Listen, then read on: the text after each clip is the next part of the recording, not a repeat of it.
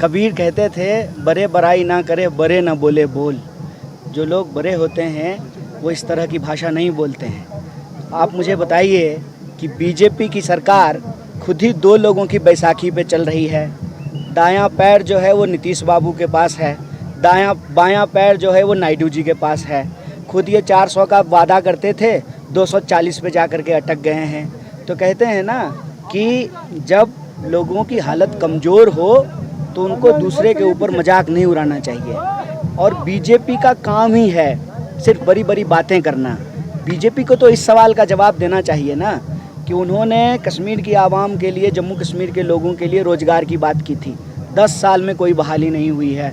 उनसे तो इस सवाल का जवाब देना चाहिए कि जो इतिहास में आज तक नहीं हुआ कि एक रियासत से उसका रियासत का अधिकार छीन करके उसको यूनियन टेरिटरी बना दिया गया है। वो कहते थे कि हर साल जो है 2 करोड़ नौकरी देंगे, सबके खाते में 15 लाख रुपया पहुंचाएंगे। 15 लाख रुपया तो छोड़ दीजिए, मैं कहता हूं कि जिन्होंने लाखों रुपया खर्च करके पढ़ाई लिखाई की है उनको रोज़गार क्यों नहीं मिल रहा है।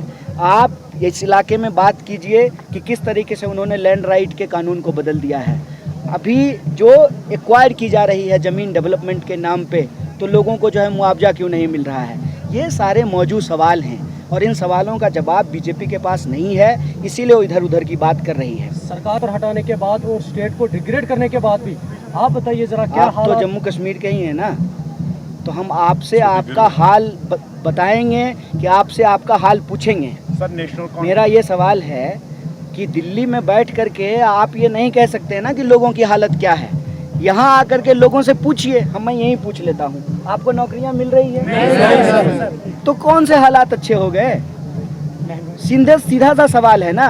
क्या महंगाई कम हो गई, बेरोजगारी कम हो गई, क्या नए स्कूल बने, नए अस्पताल बने? ये देखिए इधर गांव के जो लोग रहने वाले हैं और इधर जो रहने वाले लोग हैं, जब इसमें दरिया का पानी आएगा तो ये कैसे इधर से उधर जाएंगे?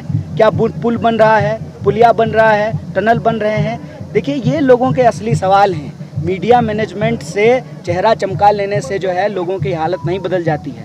लोगों की हालत बदतर हुई है, बेरोजगारी बढ़ा है। जम्मू कश्मीर में एक ज़माने में बेरोजगारी थी ही नहीं और आज पढ़े लिखे लोगों को रोज़गार नहीं मिल रहा है। तो सरकार खोखले दावे कर रही है और वो खोखले दावे के खिलाफ 10 साल तक जो जुल्म हुआ है यहाँ लोगों के ऊपर, उसके खिलाफ लोग वोट करेंगे और बीजेपी को हर हाल में लोग हराएंगे। सर, नेशनल कॉन्फ्रेंस के साथ अलायंस है जम्मू कश्मीर में। नेशनल कॉन्फ्रेंस का जो मैनिफेस्टो उसमें है 370 का स्टैंड, तो क्या कांग्रेस इस स्टैंड लेगी 370? देखिए स्टैंड बिल्कुल क्लियर है। इंडिया अलायंस है यहाँ भी। जैसे इंडिया अलायंस लोकसभा चुनाव में था, वैसे ही जो है यहाँ की विधानसभा में भी इंडिया अलायंस है। और इस पर हमारा सीधा मानना है कि जिस तरह से रियासत का अधिकार छीना गया है, यहाँ के लोगों को रियासत का अधिकार वापस देना पड़ेगा। ये हमने मैनिफेस्टो में शामिल किया है।